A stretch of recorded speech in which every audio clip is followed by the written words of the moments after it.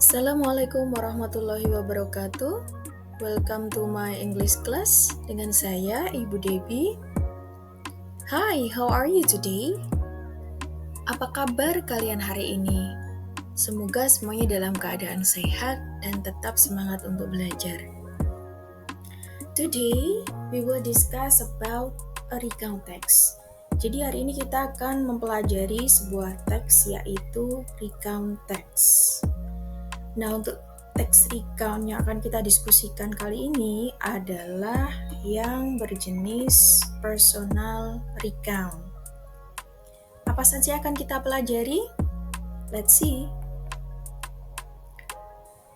Today we will talk about, jadi hari ini kita akan membahas tentang number 1, definition, pengertiannya. Number 2, purpose of the text, tujuan dari teks. 3. Social function of the text, fungsi sosial dari teks. Number 4. Text structure, struktur teksnya.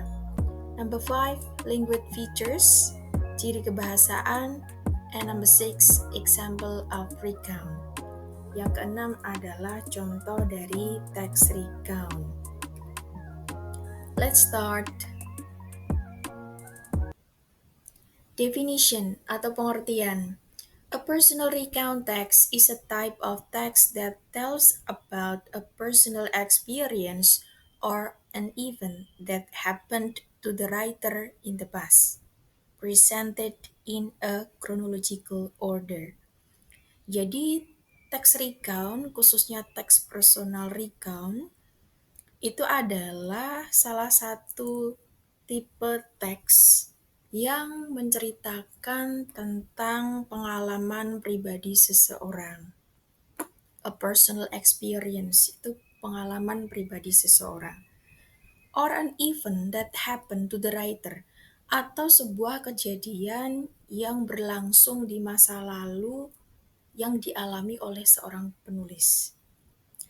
Presented in a chronological order, yang disajikan secara kronologis atau secara urut. Jadi bisa kita ambil kesimpulan bahwa teks personal recount itu salah satu dari teks recount yang membahas atau menceritakan kembali pengalaman pribadi seseorang. Menceritakan kembali pengalaman pribadi seseorang yang diceritakan secara urut atau kronologis. Next. Number 2, the purpose of the text, tujuan dari teks. The main purpose of a personal recount text is to retell a personal experience to the reader or listener. Jadi tujuan utama dari teks personal recount adalah retell, menceritakan kembali a personal experience, pengalaman pribadi seseorang, to the reader or listener, kepada pembaca atau pendengar. Jadi mirip sekali dengan pengertiannya. Tujuan dari teks personal recount itu menceritakan kembali pengalaman pribadi seseorang. It primarily aims to inform and or to entertain by sharing a memorable moment, memory, or adventure from the author's life. Jadi tujuan utamanya adalah to inform, memberikan informasi, and or to entertain, dan atau menghibur. Jadi bisa memberikan informasi dan atau menghibur. By sharing a memorable moment, dengan berbagi momen-momen atau kenangan-kenangan. Or adventure from the author's life, atau perjalanan dari kehidupan si penulis. Itu untuk tujuan dari teks recount. Yang utama adalah menceritakan kembali pengalaman penulis, kemudian hal itu bertujuan untuk memberikan informasi ataupun menghibur dari pengalaman yang dialaminya. Okay, next. Number 3, social function. The social function of a personal recount text is number one, to share experiences, berbagi pengalaman, allowing the writer to share important moments, life lessons, or interesting memories from their past. Jadi berbagi pengalaman ini maksudnya adalah penulis itu berbagi momen-momen pentingnya ataupun pelajaran hidup, life lessons, dan juga pengalaman-pengalaman menarik yang terjadi di masa lalu. Jadi berbagi saja, jadi bercerita untuk berbagi. Next, number two, to build connection, membangun koneksi atau hubungan. Connecting the writer with the reader through relatable experiences or stories. Jadi membangun hubungan atau koneksi di sini maksudnya adalah menghubungkan antara penulis dengan pendengar atau pembacanya melalui relatable experience or stories, melalui pengalaman atau cerita yang terkait. Artinya apa? Artinya bahwa bisa jadi antara penulis dengan pembaca atau pendengarnya memiliki pengalaman yang sama atau memiliki kemiripan pengalaman yang mereka alami. Nah, itu akan menghubungkan antara penulis dengan pembaca atau pendengarnya. Meskipun nanti pada dasarnya ya, pengalaman yang sama atau serupa itu bisa jadi memberikan ending yang berbeda atau kesan yang berbeda terhadap orang yang mengalaminya. Number three, to reflect, untuk merefleksikan. Helping the writer reflect on past events. Jadi membantu penulis untuk merefleksikan pengalamannya di masa lalu. Merefleksikan di sini maksudnya adalah dari pengalaman yang dialami itu akan ada evaluasi atau introspeksi diri, kemudian mengambil pelajaran dan merencanakan hal yang lebih baik ke depannya. Seperti itu. Jadi jelas sekali ya bahwa fungsi sosial dari teks personal recount bisa dirangkum menjadi tiga. Yang pertama berbagi pengalaman, yang kedua adalah membangun koneksi atau hubungan, dan yang ketiga adalah untuk merefleksi. Next, number four, text structure, struktur teksnya. A personal recount text typically follows a three-part structure. Jadi seperti teks recount pada umumnya, teks personal recount ini juga dibagi menjadi tiga bagian dalam kerangkanya. Number one is orientation, number two events, number three reorientation. Apa saja penjelasannya? Let's see. Orientation. Orientation Introduction. This section sets the scene by providing the basic information, who was involved, the writer, and others, when the event took place, and where it happened. Jadi di bagian orientation ini adalah bagian introduction atau perkenalan. Jadi di bagian ini itu disajikan scene, ya, scene atau setting yang memberikan informasi dasar atau basic information. Tentang apa? Who was involved? Siapa saja yang terlibat? When the event took place? Kapan kejadiannya berlangsung? And where it happened? Dan di mana kejadian itu terjadi. Jadi tiga informasi dasar dalam orientation itu terkait siapa, kapan, dan di mana. Examples, contohnya. Last summer holiday, my friends and I went hiking on Mount Bromo. Liburan musim panas kemarin, my friends and I, teman-teman saya dan saya, went hiking on Mount Bromo. Pergi mendaki Gunung Bromo. Dari satu kalimat saja ini sudah bisa menampilkan tiga informasi dasar terkait who was involved. Siapa saja yang terlibat? My friends and I, teman-teman saya dan saya. Kemudian, when the event took place, kapan kejadiannya terjadi? Kejadiannya terjadi terjawab dari kata last summer holiday, liburan musim panas kemarin. Dan menjawab where it happened, di mana kejadiannya, yaitu ada on Mount Bromo, di Gunung Bromo. Untuk aktivitasnya adalah when hiking, yaitu pergi mendaki. Seperti itu.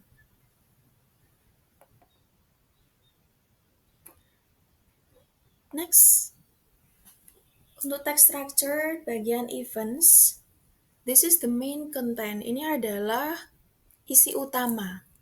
This is the core part where a series of events or experiences are presented chronologically in order of time. Jadi di bagian ini adalah bagian inti di mana serangkaian event, serangkaian peristiwa or experience, serangkaian peristiwa atau serangkaian pengalaman itu disajikan secara kronologis atau sesuai dengan urutan waktunya. This explains what happened from start to finish. Jadi di bagian ini menjelaskan apa yang terjadi mulai dari awal sampai dengan akhir. Key point, poin kuncinya adalah time connectives are crucial here to link one event to the next. Jadi di bagian events ini, time connectives atau penghubung waktu itu sangat penting digunakan.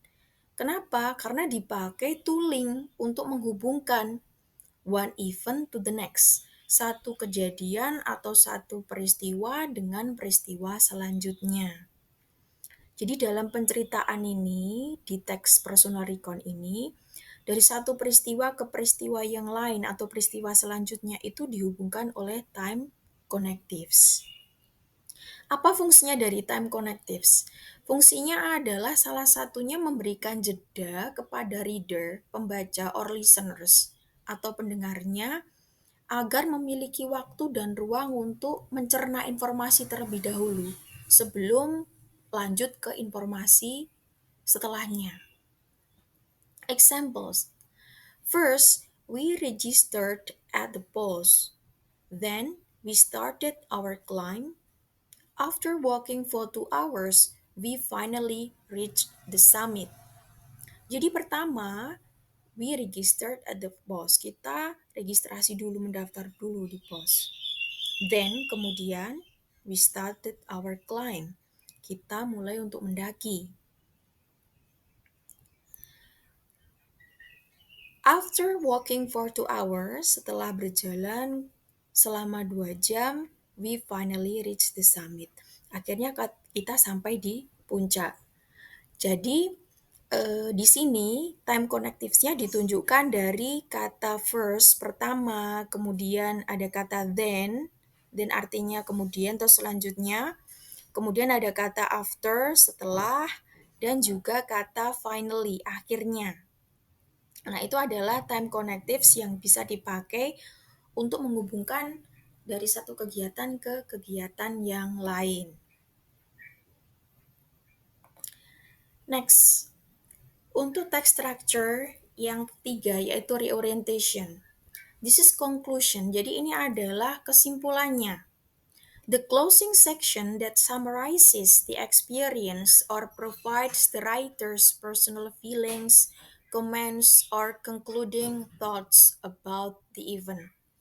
Jadi ini adalah si penutup ya, atau bagian dari penutup yang summarizes the experiences, yang menyimpulkan pengalaman-pengalaman dan juga menyampaikan the writer's personal feeling, perasaan pribadi dari penulis, komentar, dan juga kesimpulan atas peristiwa yang dialami.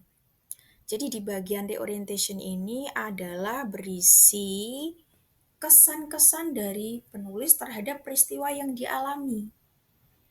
Ya, jadi kesan ini bisa berupa komentar, bisa juga berupa pemikiran penulis. Jadi dia memberikan kesannya, perasaannya seperti apa terhadap peristiwa yang dia alami. Example contohnya, "It was the most tiring yet rewarding trip I've ever had." Ini adalah perjalanan yang paling melelahkan yang pernah saya lakukan. Nah, di sini si penulis bercerita bahwa dari pengalaman perjalanannya itu sangat melelahkan, paling melelahkan di antara banyak perjalanan yang telah dia alami. Itu kesan penulis terhadap peristiwa yang dia alami. Oke, is it clear? Jelas bukan? Oke, number 5 is language features atau ciri kebahasaan. The distinct linguistic features commonly found in personal recount text include. Jadi ciri kebahasaan yang umum bisa ditemukan di teks personal recount antara lain number 1, using past tense. Primarily uses the simple past tense. Example given: walked, slept, saw, were to describe actions completed in the past. Jadi, untuk teks personal recount, itu kalimat-kalimat yang menyusun teks tersebut menggunakan struktur simple past tense. Jadi, mostly ya, atau yang mendominasi itu adalah simple past tense. Kenapa? Karena simple past tense itu adalah tenses yang dipakai untuk menyatakan kejadian yang terjadi di waktu lampau. Jadi sangat sesuai dengan teks recount yang juga menceritakan pengalaman di masa lampau. May also use the past continuous tense, example given, was raining, were sitting, to describe the background or actions ongoing when a main event occurred. Jadi selain menggunakan tenses simple past, tenses lain yang bisa digunakan di dalam teks personal recount itu adalah past continuous tense. Kenapa? Karena past continuous tense itu juga termasuk tenses yang menyatakan kejadian di waktu lampau. Nah, past continuous tense ini dipakai untuk mendeskripsikan ya kejadian yang sedang terjadi di waktu lampau ketika ada kejadian lain yang juga terjadi. Jadi dua tenses ini yaitu simple past dan past continuous tense itu adalah tenses yang mendominasi dari teks personal recount. Untuk ciri kebahasaan yang kedua, number 2 is using time connectives and sequence words. Menggunakan penghubung waktu dan juga kata urutan. Words or phrases used to show the chronological order of events. Jadi, kata-kata atau frase digunakan untuk menunjukkan urutan dari peristiwa yang terjadi. Examples, contohnya, ada kata first, pertama, then, kemudian, next, setelahnya, after that, setelah itu, finally, akhirnya, before, sebelum, when, ketika. Nah, beberapa kata itu bisa dipakai untuk menghubungkan dari satu peristiwa ke peristiwa yang lain di dalam teks personal recount. Number 3, using specific participants. Menggunakan participants atau karakter yang spesifik. Focuses on specific people involved, primarily the writer. Jadi, untuk teks personal recount ini, yang terlibat itu adalah orang tertentu. Specific people involved. Yang terlibat adalah orang tertentu, terutama adalah si penulis itu sendiri. Examples, I, my friends, we, my family. Jadi, pronoun ini dipakai sebagai pronoun dalam teks personal recount yang menunjukkan karakter tertentu atau partisipan tertentu. Nah, biasanya untuk personal recount sendiri, itu yang paling sering digunakan pronounnya adalah pronoun I dan we. Itu artinya adalah penulis terlibat langsung di dalam peristiwa yang dialami. Next, number 4, using adverbs and adverbial phrases. Menggunakan kata keterangan dan frase kata keterangan.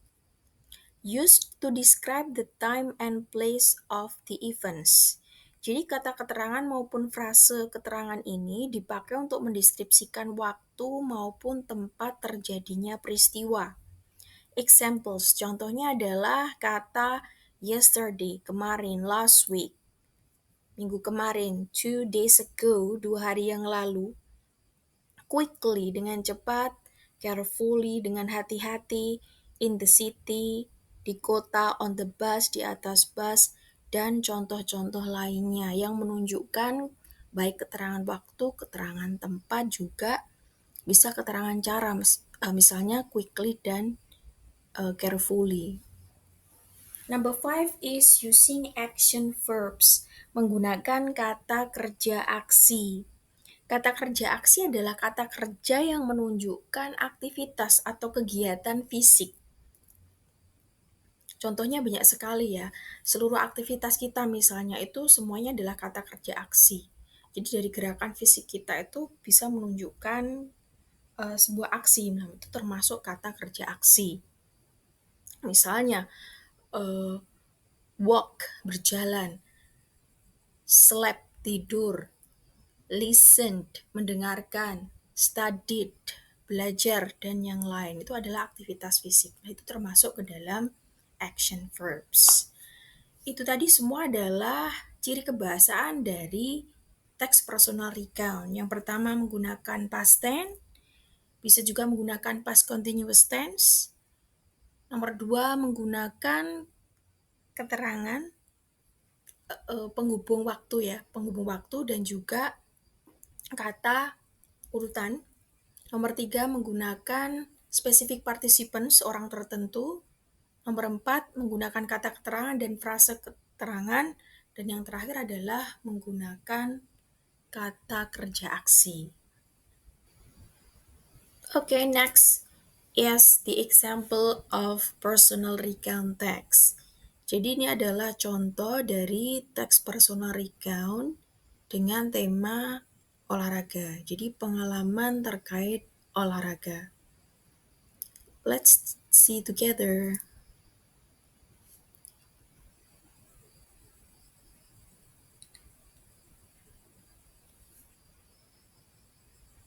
Last Sunday, I completed my first ever half-marathon race in the city of Bandung. I had been training rigorously for 6 months, and the moment I stood at the starting line, I felt a mix of excitement and deep anxiety. My best friend, Sarah, was running with me, and we were surrounded by thousands of other runners ready for the 21-kilometer challenge. The race started exactly at 5:30 a.m. First, the crowd was so thick that we had to walk for the first few hundred meters. Then, as the pack thinned out, we picked up our pace. The first 10 kilometers went by surprisingly fast. We were chatting and enjoying the cool morning air. However, after passing the 15-kilometer mark, my legs started to cramp. Sarah was pulling ahead, but I told her to keep going. I slowed down to a jog, focusing only on the next water station. Finally, as I turned the last corner, I saw the finish line. The energy from the cheering crowds was incredible. I pushed myself for the final sprint. When I crossed the finish line, I felt an overwhelming sense of accomplishment. I was exhausted, but I was also very proud of myself for not giving up. I learned that determination is more important than speed. It was truly an unforgettable experience. Oke, let's check for the first paragraph. Kita lihat paragraf pertama dahulu. Last Sunday, I completed my first ever half marathon race in the city of Bandung. Jadi minggu lalu saya menyelesaikan lomba lari half marathon pertama saya di Bandung.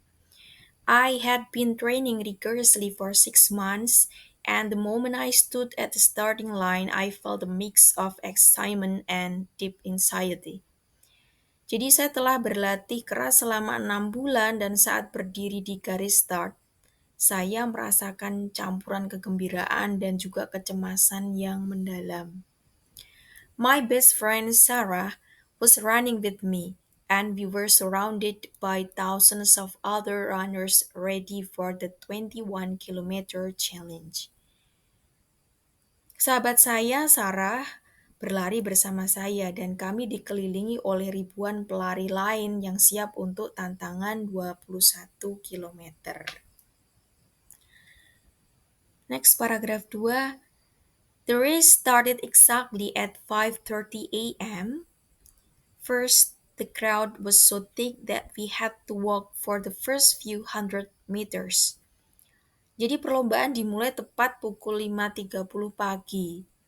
Awalnya kerumunan begitu padat sehingga kami harus berjalan kaki beberapa ratus meter pertama. Then, as the pack thinned out, we picked up our pace.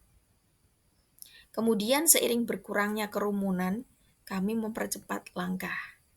The first 10 kilometers went by surprisingly fast. We were chatting and enjoying the cool morning air. 10 kilometer pertama berlalu dengan sangat cepat. Kami mengobrol dan juga menikmati udara pagi yang sejuk. However, namun, after passing the 15-kilometer mark, my legs started to cramp. Namun, setelah melewati tanda 15 kilometer, kaki saya itu mulai kram. Sarah was pulling ahead, but I told her to keep going. Jadi Sarah melaju lebih dahulu, tetapi saya menyuruhnya untuk terus melaju. I slowed down to a jog, focusing only on the next water station. Saya memperlambat lari dan berlari kecil, hanya fokus pada tempat minum berikutnya. Finally, as I turned the last corner, I saw the finish line. Jadi akhirnya saya melewati tikungan terakhir dan saya melihat garis finish. The energy from the cheering crowds was incredible. Jadi energi dari kerumunan yang bersorak sungguh luar biasa. I pushed myself. Jadi saya memacu diri saya for the final sprint, untuk sprint terakhir. Next, the last paragraph. When I crossed the finish line, I felt an overwhelming sense of accomplishment. Jadi saat melewati garis finish, saya merasakan kepuasan yang luar biasa. I was exhausted, but I was also very proud of myself for not giving up. Jadi saya merasa kelelahan, tetapi saya juga sangat bangga terhadap diri saya sendiri karena tidak menyerah. I learned that determination is more important than speed. Jadi saya belajar bahwa tekad lebih penting daripada kecepatan. It was truly an unforgettable experience. Sungguh itu adalah pengalaman yang tak terlupakan. Itu tadi isi dari teks personal recount dengan judul My First Half Marathon.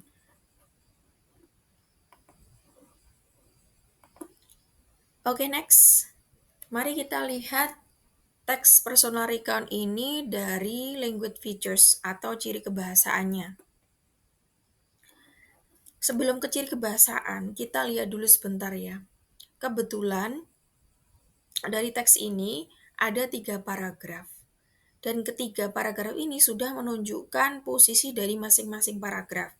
Di mana paragraf pertama itu berisi orientation. Ya, perkenalan tokoh, tempat, dan waktu terjadinya peristiwa. Siapa tokohnya? Saya, the writer, penulisnya. When, kapan? Last Sunday. Where, di mana? Half marathon race in the city of Bandung. Jadi di half marathon di kota Bandung. Untuk paragraf kedua adalah events atau peristiwa yang diceritakan secara kronologis. Mulai dari startnya lari jam berapa, prosesnya, sampai dengan menuju final atau menuju garis finish. Next paragraf terakhir itu menunjukkan reorientation. Kita ingat bahwa di dalam reorientation pada teks personal recount itu berisi kesimpulan ya, berisi kesimpulan di mana kesimpulan itu menceritakan kesan penulis terhadap peristiwa yang dia alami. Jadi bagaimana perasaan maupun kesan penulis terhadap pengalamannya atau peristiwa yang dialaminya. Nah, di sini si penulis belajar bahwa I learned that determination is more important than speed. Itu menunjukkan bahwa si penulis belajar dari pengalamannya. Bahwa kemauan, kegigihan itu adalah lebih penting daripada kecepatan. Dan dia juga berstatement, it was truly an unforgettable experience. Dia juga berstatement bahwa pengalaman yang dia ceritakan ini adalah pengalaman yang tidak akan terlupakan. Itu dilihat dari sisi text structure atau struktur teksnya. Nah, untuk teks ini sudah disajikan dengan beberapa warna ya. Jadi ada beberapa kata yang sengaja ditandai berwarna berbeda. Itu menunjukkan bahwa language features atau ciri kebahasaan di teks personal recount itu benar-benar muncul di sini. Mari kita lihat. Di situ ada kata last Sunday yang diwarnai biru muda. Last Sunday itu menunjukkan apa? Menunjukkan adverb, kata keterangan. Kemudian ada kata first yang masih bercetak biru ya. First, then, however, after, finally, dan ada when lagi di paragraf 3. Nah, itu menunjukkan time connectives ya, penghubung waktu, juga menunjukkan kata keterangan di mana peristiwa itu terjadi. Jadi urut-urutan peristiwa, setelah peristiwa satu pindah ke peristiwa yang lain, pertama, kemudian, setelahnya, akhirnya, lah itu adalah penanda ya, penanda. Next, untuk yang bercetak pink ya, di situ ada kata I, my, ada we, ada me.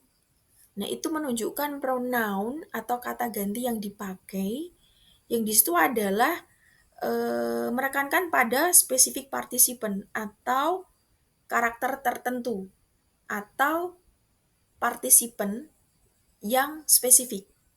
Karena ini jenisnya adalah personal recount, maka pronounnya itu adalah si penulis itu sendiri terutama. Maka menggunakan kata I, my, me seperti itu. Dan juga di situ ada kata we.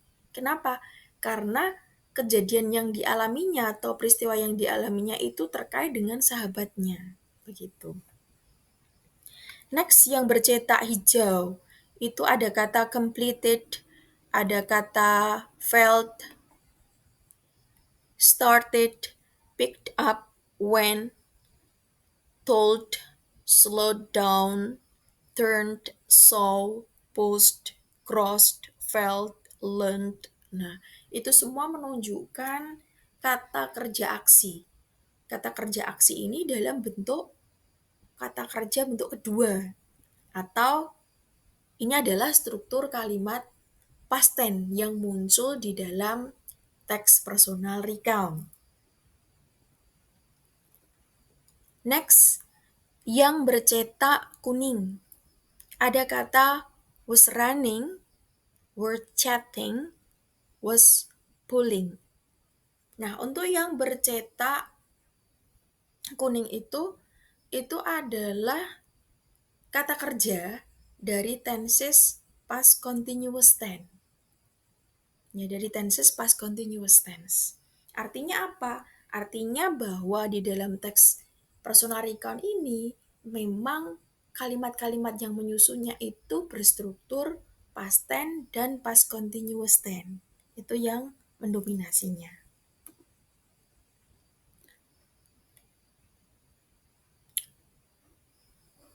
Next. Nah, di sini ada penjelasan yang dalam bentuk tulisan yang menunjukkan ciri kebahasaan baik dari past tense, kata apa saja yang muncul, kemudian past continuous tense untuk kata apa saja yang muncul, time connectives-nya atau sequence words-nya apa saja yang menunjukkan kronologi peristiwa, specific participant-nya, kemudian ada action verb, kata kerja aksi maupun adverb of time, kata keterangan waktu. Oke, that's all my explanation about personal recount text. Itu tadi adalah penjelasan saya tentang teks personal recount, disertai juga dengan contohnya. Semoga memberikan manfaat, menambah pemahaman tentang personal recount text. Thank you so much for your attention. Terima kasih banyak atas perhatiannya. See you. Wassalamualaikum warahmatullahi wabarakatuh.